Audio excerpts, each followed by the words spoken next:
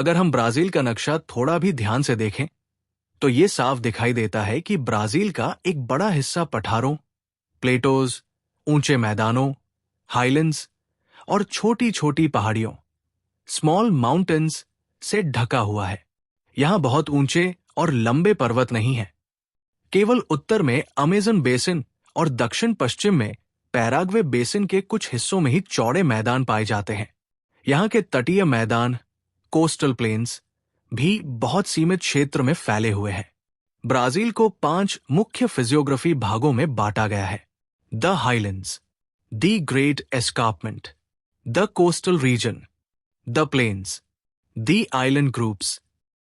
Highlands दक्षिणी Brazil में एक विस्तृत पठार स्थित है जिसे ब्राजीलियाई उच्च भूमि, ब्राजीलियाई शील्ड या ब्राजीलियाई पठार कहा जाता है। ये ब्राजील और गयाना उच्च भूमियां मिलकर दक्षिण अमेरिकी महाद्वीप का केंद्रीय भाग बनाती है। गयाना उच्च भूमि का मुख्य भाग वेनेजुएला में है और ये फ्रेंच गुयाना तक फैला हुआ है। ब्राजील में ये उत्तरी राज्यों रोराइमा, पारा और अमापा में स्थित है। इन उच्च भूमियों का निचला हिस्सा ब्राजील में पाया जाता है, लेकिन ब्राजील का सबसे ऊंचा शिखर पिको डे नेब्लिना 3014 मीटर ऊंचा है और ये ब्राजील और वेनेजुएला की सीमा पर स्थित है। ब्राजीलियाई उच्च भूमियों के पूर्व और दक्षिणी क्षेत्र की ऊंचाई 1000 मीटर से अधिक है, जबकि अन्य हिस्सों में ऊंचाई 500 से 1000 मीटर के बीच है। उच्च भूमियां धीरे धीरे उत्तर की ओर ढलान करती है और ढलान बहुत तेज नहीं होते। उच्च भूमि के अंतिम भाग से कई नदियां निकलकर उत्तर की ओर बहती है और अटलांटिक महासागर से मिलती है।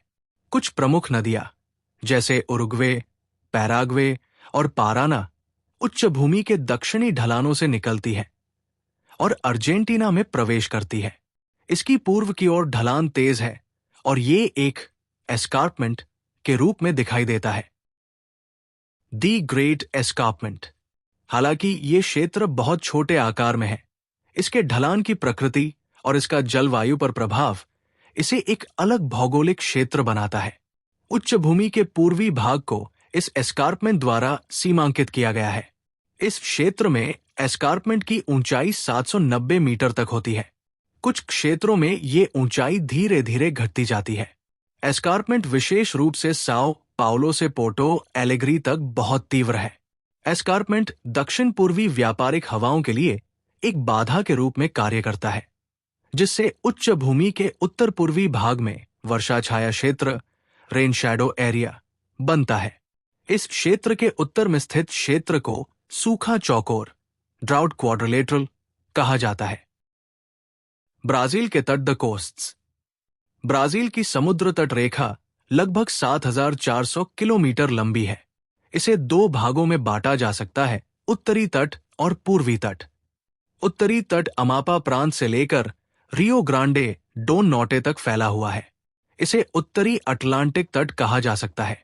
इसके बाद पूर्वी तट दक्षिण की ओर फैला हुआ है।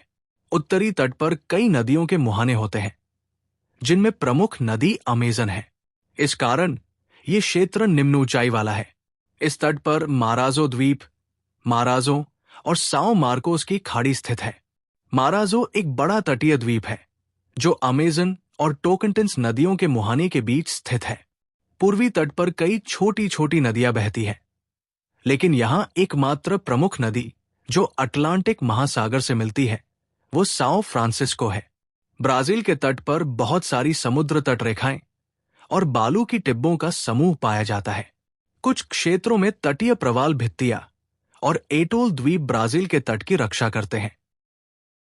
ब्राजील की मैदानी क्षेत्र, द प्लेन्स। ब्राजील में मैदानी क्षेत्र 2 प्रमुख स्थानों तक सीमित है। उत्तरी क्षेत्र में अमेज़न बेसिन और दक्षिण पश्चिम में पाराग्वेप्राना स्रोत क्षेत्र। अमेज़न मैदानी क्षेत्र, जो 2 उच्च भूमियों के बीच स्थित है, ब्राजील का सबसे बड़ा मैदानी क्षेत्र है। अमेज़न मैदानी क्षेत्र ब्राजील के उत्तरी हिस्सों में स्थित है और सामान्यतः पूर्व की ओर झुका हुआ है। अमेज़न बेसिन पश्चिम में काफी चौड़ा है, लगभग 1300 किलोमीटर, और पूर्व की ओर संकीर्ण हो जाता है। इसका चौड़ाई तब न्यूनतम हो जाती है जब गयाना उच्च भूमि और ब्राजीलियन उच्च भूमि एक दूसरे के पास आते हैं। 240 किलोमीटर।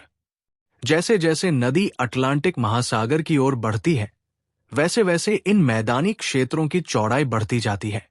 ये क्षेत्र अधिकांशतः वनस्पति से ढके हुए होते हैं और अक्सर बाढ़ और घने जंगलों के कारण इन तक पहुंच पाना मुश्किल होता है। अमेज़न मैदानी क्षेत्र में ज्यादातर उष्ण कटिबंधीय वर्षावन पाए जाते हैं। ब्राजील के अन्य मैदानी क्षेत्र उच्च भूमियों के दक्षिण पश्चिमी हिस्से में स्थित है। ये पाराग्वे और पराना नदियों के स्रोत क्षेत्र है। पाराग्वे नदी का स्रोत दक्षिण की ओर ढलान करता है, जबकि पराना नदी का स्रोत दक्षिण पश्चिम की ओर झुका हुआ है। पंतानल एक विश्व के सबसे बड़े दलदली क्षेत्रों में से एक है। ये उच्च भूमि क्षेत्र के दक्षिण पश्चिमी हिस्से में स्थित है। ये ब्राजील के उत्तर पश्चिमी माटो ग्रोसो डो सुल क्षेत्र में दलदल और दलदली इलाकों का क्षेत्र है और ये अर्जेंटीना तक फैला हुआ है। द्वीप, आइलैंड्स। ब्राजील के मुख्य भूमि के अलावा कुछ द्वीप भी इसमें शामिल हैं। इन द्वीपों को दो श्रेणियों में बांटा जा सकता है: तटीय द्वीप और समुद्री द्वीप। तटीय द्वीप। ये द्वीप मुख्य रूप से अवसादन, डिपोजिशन की प्रक्रिया के कारण बने हैं। समुद्री द्वीप। ये द्वीप पहले मुख्य भूमि का हिस्सा थे, लेकिन अब ये 300 किलोमीटर से अधिक दूर अटलांटिक महासागर में स्थित है। ये द्वीप मुख्य रूप से चट्टानी होते हैं और ये डूबे हुए पहाड़ों के शीर्ष होते हैं। कोरल द्वीप। दक्षिणी अटलांटिक महासागर के तटीय क्षेत्र के पास स्थित द्वीप कोरल द्वीप होते हैं, जिन्हें एटॉल्स कहा जाता है। ये द्वीप मुख्य रूप से प्रवाल, कोरल से बने होते हैं।